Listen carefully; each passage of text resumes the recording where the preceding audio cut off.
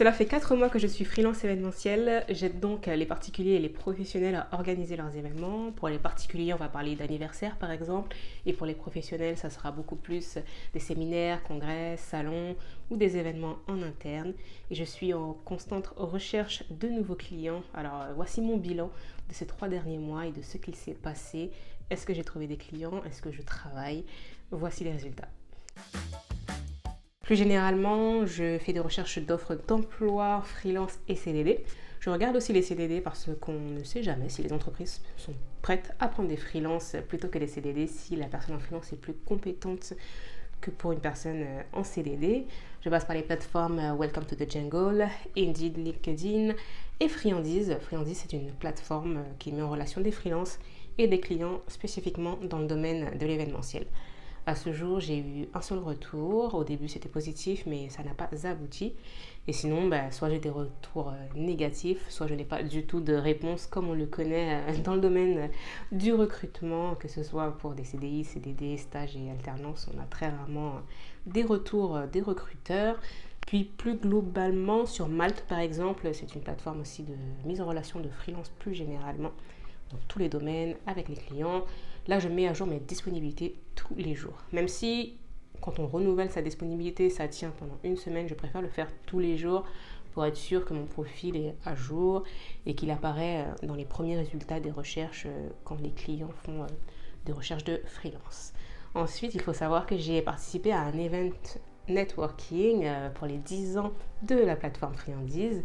Donc j'ai été contactée par la grande chef de Friandises pour participer au montage le jour J et c'était vraiment très intéressant de voir vraiment l'aboutissement de toutes les idées qui étaient juste à l'écrit. J'avais reçu la présentation de l'événement et voir l'aboutissement le jour J et les aider à mettre en place. C'était très intéressant de commencer à avoir ces premières expériences dans l'événementiel et puis j'ai pu participer à l'événement lui-même, tout simplement. C'était assez prenant pour moi qui suis très introvertie. Je sais que les événements networking comme cela sont très bons pour faire parler de soi, pour dire qu'on existe, pour trouver de nouveaux contacts, mais j'ai une batterie sociale très très faible. Donc même si c'est ce que je devrais continuer à faire, c'est très prenant quand ça arrive. Et suite à cet événement, donc la responsable a pris le temps d'échanger avec moi en visio. Elle a fait le point sur mon profil, sur mon CV. Et elle m'a vraiment aidé déjà à me positionner en tant que freelance, combien je vaux, mon tarif journalier, comment je dois me présenter en tant que freelance. Ce n'est plus vraiment de la recherche de CDI, CDD, mais vraiment je suis freelance. Voici quelles sont mes compétences. Et elle m'a aidé, elle m'a écouté, elle a répondu à mes questions et ça a été assez sympathique et ça a été un boost aussi pour remettre à jour toutes les plateformes, Malte, LinkedIn et mon CV que je mets un peu partout, comme par exemple sur Hello Work. À ce jour, j'ai passé 8 entretiens pour 6 entreprises différentes. Donc pour 2 entreprises, j'ai eu 2 entretiens qui n'ont pas beaucoup abouti. Alors j'ai eu des entretiens où j'étais intéressée et malheureusement je n'ai pas été prise. Il y a eu des entretiens, beaucoup d'entretiens où finalement quand le recruteur, la responsable me présente le métier, finalement je ne suis vraiment pas intéressée et c'est assez chiant d'avoir à passer ces entretiens avant d'avoir un détail de la mission parce qu'au final moi la moitié des entretiens, les missions en elles-mêmes étaient trop décalé par rapport à ce que je cherche, vraiment être dans le pilotage, la logistique et la production des événements. Si je prends par exemple un séminaire, c'est soit j'arrive sur la logistique et je gère tous les participants, je gère la plateforme, je gère les inscriptions, les envois de mails, les hébergements, les restaurations, les transports, soit je fais le pilotage dans sa globalité, chercher les prestataires, les confirmer, être sur place, le lieu, faire le montage, faire l'événement, s'assurer que tout se passe bien, gérer les imprévus et à la fin faire le démontage et un bilan post-événement. Donc c'est vraiment ce que je recherche et c'est pas tout le temps ce qu'il y a eu comme offre. Des fois, ce que je reçois n'est pas très détaillé, donc je dis toujours oui, je veux avoir plus d'informations et puis après on voit, mais c'est vrai que je passe directement à l'entretien et au final pendant l'entretien je me rends compte que ce n'est pas du tout ce dont j'ai besoin. Et d'ailleurs je sais qu'au mois de février, mi-mars, j'étais vraiment pas bonne pendant mes entretiens. Je sais que je connais mon profil, mais je bégayais, je n'étais pas très claire sur ma présentation, alors qu'à une époque, Je me connaissais très bien, je faisais de très bons entretiens, ABC, très fluide en fait. Voilà, on passe d'un sujet à un autre avec de bonnes transitions. Donc je me suis reprise. J'ai vraiment préparé encore plus mes entretiens parce que je pense que j'avais un peu trop confiance en moi. Et là, j'ai repris toutes mes présentations, mes derniers entretiens où j'étais vraiment plus à l'aise parce que je les ai appris pratiquement par cœur, surtout sur la partie présentation de ma personne. Et après, ça découle, on répond aux questions. Et maintenant, voilà, j'ai réussi à récolter différentes questions qui sont très spécifiques au monde du freelance. Et je n'avais pas encore eu ce genre de questions. Donc, je les note et je réponds en avance. Et comme ça, j'ai déjà les réponses si la question arrive en entretien. Et un de ces entretiens a abouti. Je travaille pour un client depuis 3 semaines maintenant. Je m'occupe de la logistique. Donc, je gère des personnes invitées à assister à des congrès. Je gère la plateforme d'inscription, les inscriptions, logement, transport, restauration. Et c'est ce que je faisais dans mon dernier travail en 2022. J'étais en CDD, c'est exactement la même chose, les mêmes plateformes, le même client final avec qui je travaille. Donc c'était très simple de reprendre le pied après plus d'1 an sans avoir fait cela.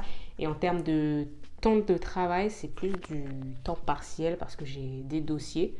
Donc si un événement a lieu en septembre, en octobre, je peux l'avoir dès aujourd'hui, commencer à travailler et mon temps de travail sera réparti jusqu'à ce mois de septembre ou d'octobre. Donc c'est vraiment, si on me dit voilà, ce dossier tu as 4 jours, ça sera 4 jours de 7 heures qui seront répartis d'aujourd'hui à la date, même un petit peu après l'événement pour clôturer l'événement. Donc c'est sympa et ce qui signifie que je continue de chercher des clients. C'est bien pour cela que je continue aussi de chercher des clients parce que je ne suis qu'à temps partiel, donc j'ai le temps d'avoir des clients en parallèle et ça va être très challengeant. Je ne sais pas si on peut le dire comme cela, mais ça va être très challengeant et moi j'aime ça, avoir plein de choses à faire et ne pas être là à me tourner les pouces et à m'ennuyer. Tous ces entretiens, je les ai eus grâce à 3 méthodes différentes. La première, c'est suite à une candidature. Donc, c'était sur Friandise. Malheureusement, ça n'a pas abouti, mais vraiment, j'aimais bien la mission. Il ne faut pas blâmer une contrariété. Donc, on passe à l'offre suivante. Ensuite, il y a eu Malte. Donc, c'est la plateforme qui met en relation les freelances et les clients, mais pour tous les domaines de métier, tous les corps de métier. Là, j'ai vraiment reçu des offres où je peux soit accepter et commencer à échanger avec la personne qui envoie l'offre, soit je la décline et je justifie rapidement pour les services internes de Malte. Moi, quand je reçois une offre, je dis toujours oui, à part si l'offre est vraiment hors sujet, mais je dis toujours oui pour avoir plus de détails sur la mission. À ce jour, ça n'a pas abouti, mais je mets toujours mon profil à jour, mes disponibilités, je suis 100% disponible, donc comme ça les clients, les potentiels clients me trouvent. Et sinon, j'ai été contactée via LinkedIn. À ce jour, ce sont 2 personnes qui m'ont contactée.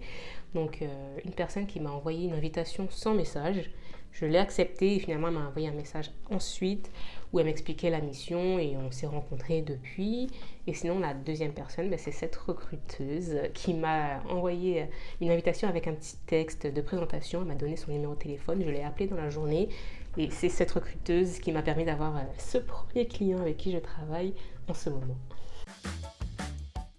Je pense qu'avec le client actuel, donc le client numéro C, il y aura des dossiers sur le long terme, ça va être en continu, je vais recevoir des dossiers au fur et à mesure, il n'y aura pas de problème pour cela, je travaille déjà avec eux, tout se passe bien, j'espère qu'ils trouvent que le travail que je fais déjà est correct, mais il faut dire que qui dit un seul client, qui dit un client en temps partiel, dit qu'à la fin du mois, je vais avoir que très peu de revenus, déjà que le statut freelance, ça veut dire des revenus non fixes, à part si on a des contrats sur le long terme. Mais en plus de cela, je suis à temps partiel, donc je travaille quelques heures par semaine, par jour. C'est très peu d'argent à la fin du mois. Donc ça veut dire que j'utilise déjà mon épargne pour vivre, pour payer mes charges. Et le mois dernier, clairement, j'ai dit pas de dépenses superflues. C'était mes courses d'anniversaire pour le mois prochain et mes charges. Je n'ai pas fait de dépenses pour le shopping, je ne suis pas allée au restaurant, vraiment rien de superflu. Je m'y suis vraiment tenue, mais c'est dur un peu parce que j'aime bien vivre. J'aime bien aller au restaurant, me faire plaisir, mais c'est comme ça, c'est le jeu. Quand on se lance en freelance, on a cette période d'instabilité financière. mais on va y arriver. Et je sais aussi que c'est quand même assez dur de prouver que l'on est bon. Il faut savoir que moi, après mon voyage au Canada que j'ai réalisé en 2019, je savais très bien et je sais toujours ce que je vaux, ce que je peux apporter à une entreprise. Mon potentiel, je le connais parce que j'ai travaillé dans des domaines totalement différents de ceux que je connaissais. Avant le Canada, je travaillais dans le génie civil, je n'avais fait que ça. Je n'avais même pas fait de petit boulot étudiant, rien d'autre que le génie civil. Et ça m'a vraiment aidé ce voyage à voir mon potentiel. Et je ne peux pas juste aller en entretien et dire voilà ce que je vaux. Moi, je sais ce que je vaux, madame. Moi, je sais ce que je vaux. Non, ce n'est pas possible. Donc, c'est vrai que c'est long de prouver ce que l'on vaut quand on est débutant dans un domaine et qu'on est en freelance en plus. Donc, c'est pas comme si la personne allait nous former. On est censé déjà être formé. Donc, c'est long. Mais encore une fois, c'est le jeu. Et je pense aussi que mon tarif journalier peut freiner certaines entreprises, certains clients, parce qu'ils doivent se dire que je suis encore débutante. Mais vraiment, je suis confiante. J'ai fait ce point avec la responsable de friandises. Et je sais que mon tarif journalier est bon, il correspond à mes compétences. Il prend en compte certaines compétences qui sont rares à trouver. Bizarrement, l'anglais, c'est rare à trouver. Donc, comme je suis bilingue, je peux justifier. Ce tarif se justifie, mais ça ne se justifie pas pour toutes les entreprises. C'est un fait. Mais voilà, ce que je ressens en ce moment, c'est vraiment un problème financier, le temps de prouver sa valeur. Est-ce que mon tarif journalier plaît ou non? Reste concentré sur cela. Et quand même un client qui va rester longtemps, j'imagine bien.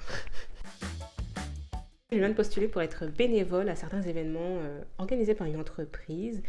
Cette entreprise organise vraiment des événements spécifiquement pour les entrepreneurs qui cherchent à lever des fonds et développer leur réseau. Donc pour moi, ça serait une aubaine d'avoir aussi accès à ce nouveau réseau. Donc j'attends leur réponse pour pouvoir ne serait-ce qu'échanger avec cette entreprise. Puis je m'étais inscrite pour un événement networking qui a lieu tous les mois. Mais il semblerait que je ne suis pas spécifiquement, je n'entre pas dans le cadre de cet événement parce que ce n'est que pour les professionnels du recrutement, comme je l'ai reçu hier soir par mail. Donc malheureusement, ça a été annulé pour moi. Mais l'idée, c'était vraiment de trouver beaucoup plus d'événements, de sortir de chez moi et de dire « Hey, j'existe, Lumélia ». Freelance événementiel, je suis là pour organiser vos événements ou tout simplement renforcer vos équipes pour organiser vos événements. Donc voilà. L'idée là, ce serait d'avoir au moins un événement par mois. Donc c'est-à-dire mai, juin et juillet, sortir de ma tanière et vraiment prendre, je ne sais pas comment, mais étendre ma batterie sociale pour que ce soit beaucoup plus agréable pour moi d'être présent à ces événements et de me présenter, de discuter, ne serait-ce que juste d'échanger et de parler avec d'autres personnes que mon mur et mon canapé. Sinon, ce que je n'ai pas dit tout à l'heure, c'est que pour la personne qui m'a contacté via LinkedIn, on a échangé. On a rééchangé en personne et j'ai eu un entretien avec le client parce que c'est une agence qui m'a contacté, qui est l'intermédiaire avec le client final américain. Et tout a été validé, mon devis est signé par ce client et je vais travailler sur le mois de juillet et août pendant 3 semaines. Que se passe-t-il en juillet et en août? À la base, je ne voulais pas travailler pour les JO, mais c'est vrai que je ne voulais pas travailler dans l'organisation des JO. Là, ce sera différent, je serai manager d'une équipe, mais vraiment dans les JO. En fait, c'est, pas dans les JO, mais sur tout ce qui sera dans l'hospitalité des JO. Donc, c'est vraiment autrement. Ce n'est pas toute la pression de l'organisation, mais la pression de l'exécution. Et ça, c'est quelque chose que j'aime beaucoup mieux.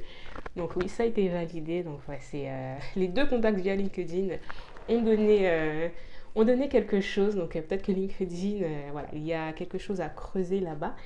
Et j'aimerais aussi entrer en contact avec les mairies, les écoles, en particulier à côté de chez moi déjà pour découvrir la ville où je viens de m'installer et puis les autres villes un peu plus alentours pour les aider à mettre en place des événements. Déjà pour la ville, je sais que toute ville organise pas mal d'événements tout au long de l'année et puis les écoles, ne serait-ce qu'un petit événement au cours de l'année pour les aider et pour montrer aussi aux particuliers qui sont dans ces écoles, de voir que j'existe et que voilà, si elles ont besoin pour leur célébration, je suis là et je suis capable aussi. Parce que ce sont aussi des événements vitrines pour leur montrer que voilà, voici ce que je peux faire pour une école, mais je peux aussi m'adapter à vous en tant que particulier. Merci d'avoir suivi ce petit bilan de mon activité freelance événementielle et on se retrouve en août pour un nouveau bilan et je l'espère avec beaucoup plus de clients. Si vous avez des questions, n'hésitez pas à les laisser en commentaire et d'ici la prochaine fois, enjoy your life.